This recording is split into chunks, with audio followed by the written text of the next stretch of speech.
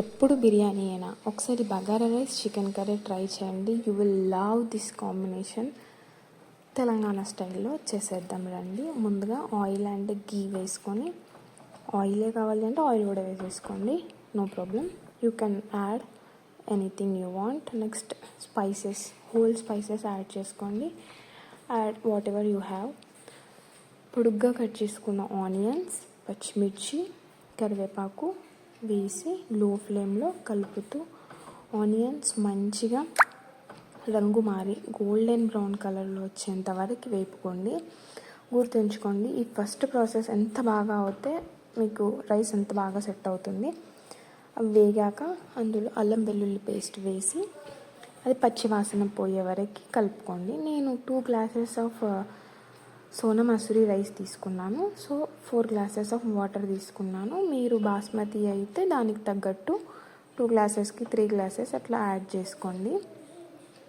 అందులో కల్లుప్పు వేసుకొని క్యాప్ పెట్టేసుకొని హై ఫ్లేమ్ మీద వాటర్ బాగా బాయిల్ అయ్యే వరకు ఉంచుకోండి. You can add dhania powder in this stage or boil అయ్యేటప్పుడైనా యాడ్ చేసుకోవచ్చు. ఇలా వాటర్ ఇలా ఫుల్గా బాయిల్ అవుతున్నప్పుడు మనం ఆల్రెడీ కడిగి పెట్టుకున్న రైస్ ఇందులో వేసేసుకోండి. మీరు రైస్ ఒక హాఫ్ అన్ అవర్ ముందు కడిగి పెట్టుకుంటే సరిపోతుంది, మంచిగా నానతాయి అవి.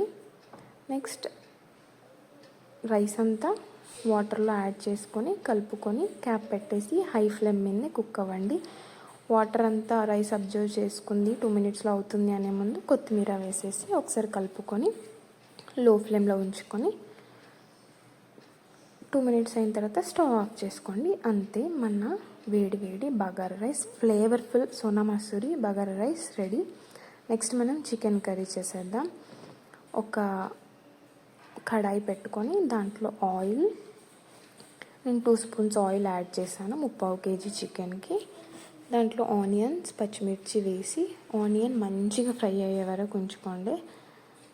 అందులో జింజర్ గార్లిక్ పేస్ట్, ఫ్రెష్గా చేసిన జింజర్ గార్లిక్ పేస్ట్ అయితే చాలా బాగుంటుంది, యాడ్ చేసుకొని ఆ జింజర్ గార్లిక్ పేస్ట్ పచ్చివాసన పోయే వరకు బాగా కలపండి, ఎందుకంటే అడుగు పెట్టకుండా. నెక్స్ట్ టర్మరిక్ యాడ్ చేసుకోండి. నేను ముందు రోజు నైటే చికెన్ మ్యారినేట్ చేసి పెట్టాను. అందులో చిల్లీ పౌడర్, సాల్ట్, టర్మరిక్ ఈ 3 యాడ్ చేసి బాగా మ్యారినేట్ చేసి ఫ్రిడ్జ్లో ఉంచాను. నెక్స్ట్ డే మార్నింగ్కి కర్రీ చేస్తున్నాను.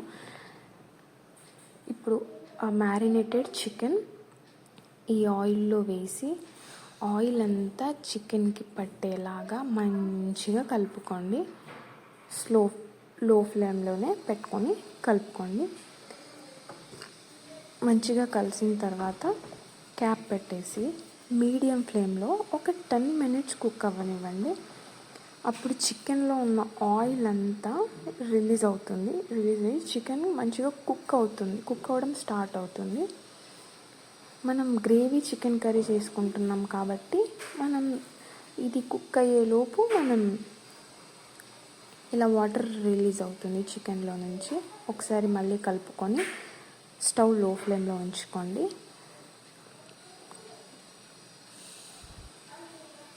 తర్వాత క్యాప్ పెట్టేసేయండి. క్యాప్ పెట్టేసి లో ఫ్లేమ్లో మళ్ళీ ఒక 15 మినిట్స్ కుక్ అయిన తర్వాత పేస్ట్కి, ప్యూరీకి బాదం, కొబ్బరి, ఒక మీడియం సైజ్ టొమాటో వేసి వాటర్ వేసుకొని చాలా మెత్తగా ప్యూరీ చేసుకొని చికెన్లో యాడ్ చేసుకోండి.